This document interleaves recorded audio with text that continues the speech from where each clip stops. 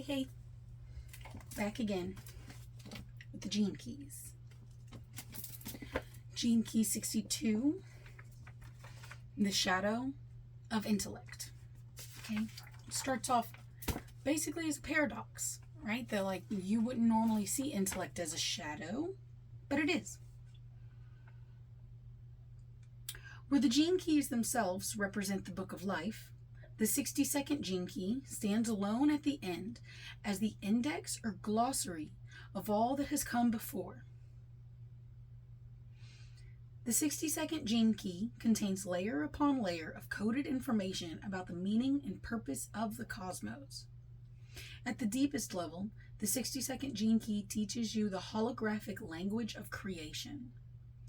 Once you have learned this inner language, you will see it repeated in fractal form over and over again in everything your awareness touches.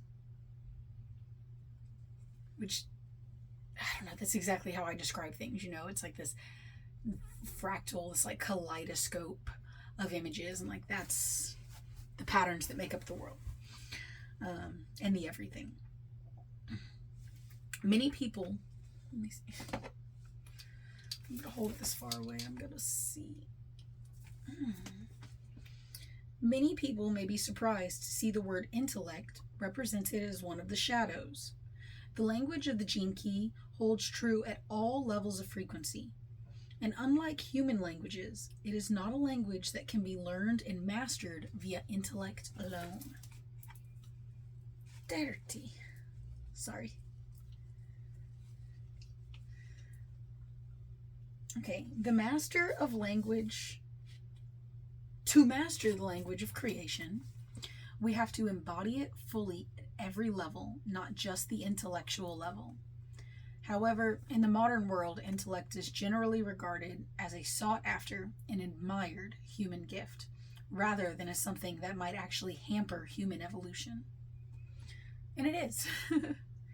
In the context of the gene keys, intellect refers to the thinking capacity of the human mind, which bases all its suppositions on its two main objectives, which I object to. Okay. In the context of the gene keys, intellect refers to the thinking capacity of the human mind, which bases all its suppositions in its two main objectives: the acquisition of facts and the skill of manipulating those facts via language. This gene key is also called the language of light. Intellect is the skill of manipulating knowledge, but knowledge is quite different from understanding. Understanding, in this sense, does not simply refer to the activities of the mind, but to the whole experiential being. And there are so many things in this world that you can't intellectualize. They can be understood, they can be felt, they can be embodied, but they can't be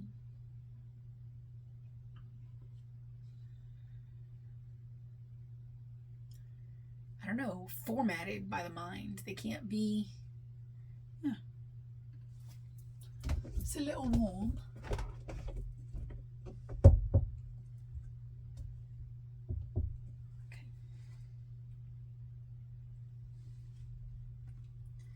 Okay. Intelligence has nothing to do with intellect. That in itself is a big sentence. Intelligence has nothing to do with intellect.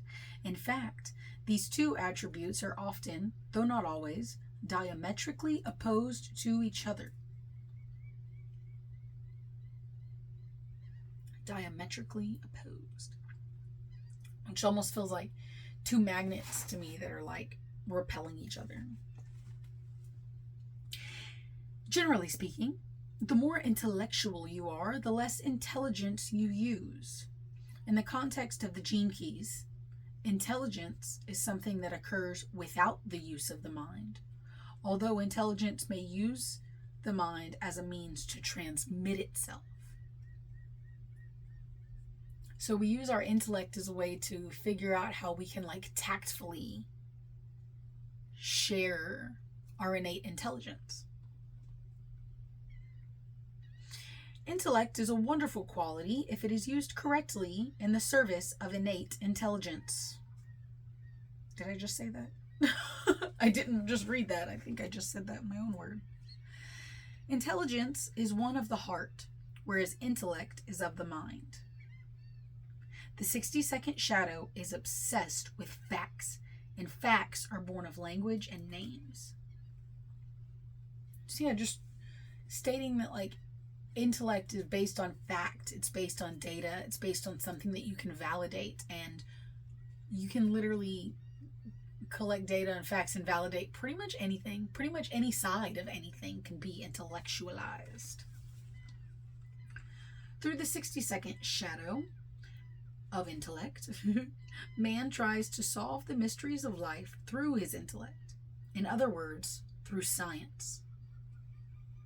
And then he actually does go to mention that like the 61st shadow, which I'll get to after I'm done with the whole 60-second shadow gift and city, the 61st shadow tries to solve mysteries without the mind through religion, right? So we've got science, the 62nd shadow, and religion, the 61st shadow. But if the 62nd shadow is dominant, the female nature will be suppressed, which makes sense because the feminine side of ourselves just flows. It doesn't orientate itself. Yeah, it just flows through. The masculine side is the one that, directs where the compass is going to go. Okay, birds.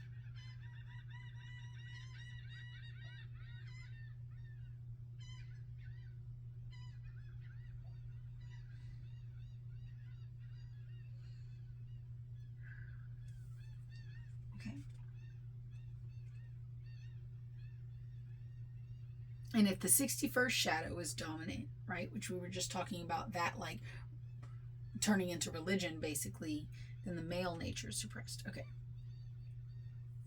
I'm not really going to get into that right now. This suppression, I guess I am, of your email mail. Hush. Thank you.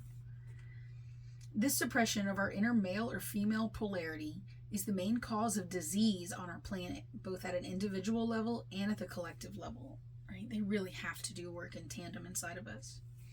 Okay, the 62nd shadow really represents abuse through language.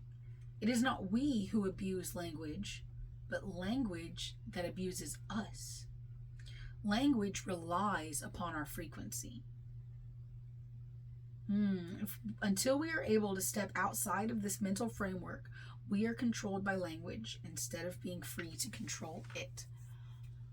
Which is just so important to remember. Everything that we think and everything that we speak, using that language that we use, whatever frequency you think and speak that from, is the frequency that you are creating the results of those spoken words with, of those thoughts with. So if you're operating at a low frequency, even if you're speaking words of love, if they're coming from a low frequency based in like your own selfish needs and not stemming from the heart in a way that can either help better the whole or allow, you to fully embody yourself so that you can go on to better the whole, then the language is controlling you.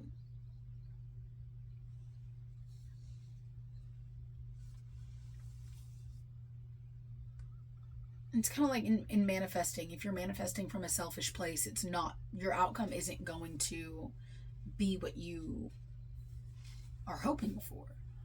Because like selfish manifestation doesn't, I don't want to say it doesn't work. I want to say it does work, but it becomes more chaos, more disruption in your life.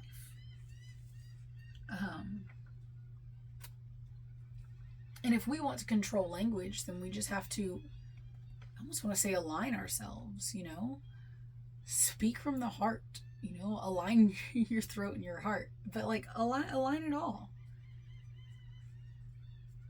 It's called spelling for a reason, okay? Because like spelling, speaking, it is magic. Like you're casting spells.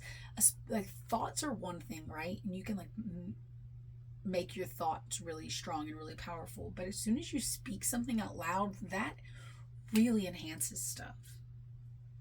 And when you become aware that every single word that comes out of your mouth, every single piece of language that you use in this world is impacting the greater fabric of the whole,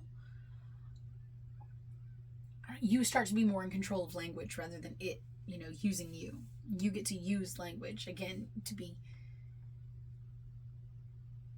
with some tact, with some class, with some grace. The fact that science is on the cusp of undermining the very foundation of intellect speaks volumes about the extraordinary times through which we are currently living. And it does. I mean, with quantum mechanics, we are completely...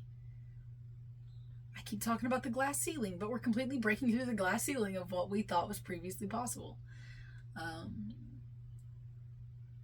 And starting to figure out that like everything is happening all at once, and that one thing over here, when this quark moves, impacts this quark over here in the exact but opposite way. Like everything is connected. And science is finally catching up to metaphysics. So the repressive nature is obsessive. When we repress intellect, when the 60-second shadow of intellect turns inward, it becomes obsession. Interesting. This isn't just about suppressing intellect, but it's about taking that shadow of intellect and turning it inwards and looking at our own selves and our own internal like mental systems and our own internal processes through an intellectual lens instead of through an intelligent lens, instead of through a heart-led lens.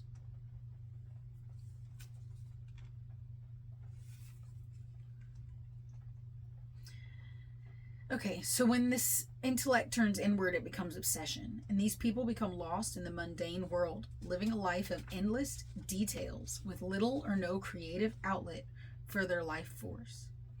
Such people are held prisoner by their minds rather than by the details themselves, right? It's almost like ruminating thoughts, like spiraling downwards thoughts. And especially if you have intellect and you are like, breaking down your own shadows and your own problems in an intellectual manner, it's not gonna be good. It's not gonna help you. This shadow serves to repress the natural sparkle of the individual by keeping him or her locked in a monotonous mindset where details are both one's crutch and one's enemy. Getting too hung up on the details of things needing to be like perfect or ordered or organized before you move forward and actually take action on something. That can definitely be a way that intellectual nature is being repressed and coming through in a poor way. Also getting too hung up on the details, not just about making sure that they're in place, but like feeling like you need to know and understand every single part of something before moving forward. Like we don't need to. And the reactive nature of the shadow is pedantic. These people use their intellect to attack everything outside them in an attempt to defend their own deep insecurity. Such people are entirely in the grip of their intellect, which questions everything endlessly. And it's not bad to question things, but if you're going to question things without, just through an intellectual lens, without going inward and contemplating what it actually means, I feel like you're doing more of a disservice.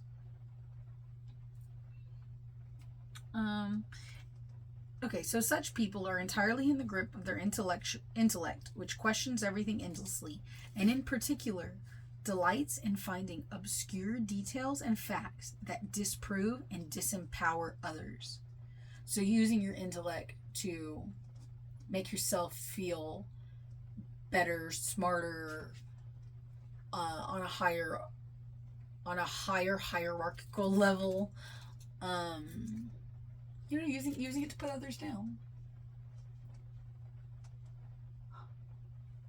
It's raining. Such people are also utterly unable to switch off their minds, and they focus on other people in order to not look into themselves. So we've got two things here, right? The repressive nature and the reactive nature. And the repressive nature uses intellect and directs it inwards and intellectualizes like all the good and bad parts of ourselves, almost like puts things in pros and cons categories. These are the good things about me, these are the bad things about me. Isn't able to see that there's a gift in the bad, see that there's a shadow in the good, see that things are all overlapping. And then you've got the reactive nature, who never takes any of that intellectualization and points it inwards, takes all of that intellectualization and takes all of that intellect and projects it outward as in order to, I want to say both versions of this, the repressive and the reactive, are both ways for our ego to maintain control, for our ego to maintain a feeling of internal safety, so that it can, not feel threatened, right? And it's our ego doesn't. Sometimes you turn that intellect inwards, and your ego feels threatened, and it's easier to just project that onto others. But whenever you come to the understanding and the full embodied understanding that everything outside of yourself is just a reflection of the inside, it doesn't matter where you throw that intellect; it all comes back directed onto you. And if you're throwing it onto others, then you become aware that even that it's just another form of doing it to yourself. If you're looking for facts to disprove others, and you're looking for facts to further prove yourself, and all of it is rooted in external, not just tangible stuff, but external data, external modes of validation. I don't know. We just don't need to. I kind of lost my train of thought there, but the point is that none of that external stuff is any separate from what's inside of us. And if you're projecting it onto that, you really need to take a second and bring it back into yourself, and not in a way of again listing the pros and cons about yourself, not in the ways of trying to break down whether or not what you're doing is right or wrong, good or bad, on the correct path or not on the correct path. Let go of trying to mentally work things out and make things work up here before you go forward, and actually just move forward into it. Go forward and flow. Go forward from your heart, doing what in there is telling you to come out. And then the gift, the next step, says the greatest step. Okay, so the gift to be found in intellect is precision, which, is beautiful. Once you have that, if you have a high level of intellect, you are able to get more detailed in the facts that you deliver, get more detailed in the data that you pull from. And that's good. Sometimes it's helpful to be able to zoom in on a tiny part of the picture and be able to see that, even from an intellectual lens. But only if we can remember to zoom out also and look at it in a big picture way, and not just trying to connect all of the individual dots. Sometimes the individual dots on this little part of the picture don't appear to connect to the greater whole. But whenever you zoom out and you look at it through the eyes of your heart, you're able to see that those things do connect. It's almost like you were looking at it on a two-dimensional connect the dots page. But this isn't a two-dimensional connect the dots page. It's a three-dimensional connect the dots page. And so you're looking at this little bitty part of the picture, and you're I don't see how any of these dots connect to anything over here, because they don't. Well, whenever you like separate that, you can see that like those connections, they are made, just not from a logical frame of mind, not from an intellectual frame of mind. I'm going to leave that there. And then I'm going to read I'll get on to the gift of precision. Oh, and this is all heading to the city of impeccability. Impeccability. Moving through the shadow of intellect. Honing the gift of precision. Letting go of both of them. And fully embodying what it would mean to hold both intellect and precision without identifying with it, without holding our grip on intellect so tightly. You know, it's like, I even had this thought yesterday. If you hold something like this really, really, really tight because you're scared that if you let it go, it's going to fall. I mean, you're holding on to it so tight, eventually, like, you're going to hurt yourself. That's like the intellect, right? And it's almost like the gift of precision is being able to like maintain that grip on that intellect. And then what you need to do is not hold on to it so tightly. Open it up so you can look at the intellect. It's not going to fall away, You can look at the intellect. You can turn it around and see it from different angles, which thus aiding in, the ability to find precision in there. It's no longer just tightly held in our hand, but we're able to look at it.